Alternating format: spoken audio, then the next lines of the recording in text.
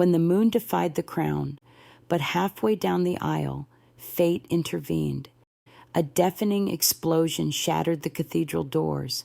Wood splintered like bone. Smoke surged forward, followed by a violent rush of wind that blew out every candle at once. A wild magic missile screamed overhead and punched through the vaulted ceiling. Stone groaned as part of the roof gave way, exposing the sanctuary to the storm above. Screams erupted. Panic swept through the guests like wildfire. From the chaos, they emerged. The two dominant werewolf clan leaders stood on either side of Jackson, whose twisted grin made it clear he'd been waiting for this. The wolves had come to stop the Union. Without hesitation, our people, human, vampires, and centaurs alike, rose to defend. A ferocious battle ignited amidst roses and ribbons. Steel clashed with fangs. Magic flared across the pews. Blood stained the white altar cloth. Among the fleeing crowd, I spotted a small family with a little boy. They ran for their lives, but in the chaos, the child tripped. He screamed. A volley of jagged silver blades, tipped with poison, hurtled toward him. I didn't think. I ran. Arms outstretched, I shielded him with my body. Pain bloomed across my back like fire.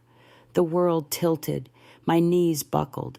Jackson, the one who threw the blades, smirked and proclaimed loudly, "Thought you could get away. You're mine, always have been, and always will." "No, love!" Ray's scream shattered the battlefield. His glowing red eyes snapped into something primal. Time froze. He teleported through the chaos in a blur of wind and wrath. Wolves who dared to block his path were torn apart by invisible force. His fury manifest, his mercy gone. Fists became weapons, fangs bared, no longer a future king, a monster made of grief and vengeance. Parents scooped up their children and ran. But I was fading. The blood was everywhere.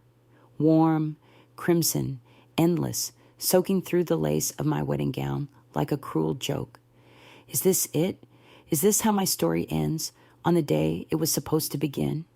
I looked up through heavy, fluttering eyes. He was holding me now, cradling me like something sacred.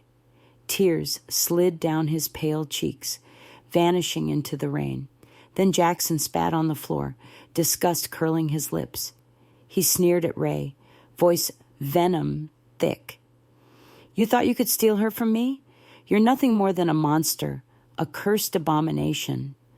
A mad, broken laugh followed. "If I can't have her, then neither can you." But Ray didn't hear him. He didn't see the wolves, didn't see the storm. All he saw was her, his love,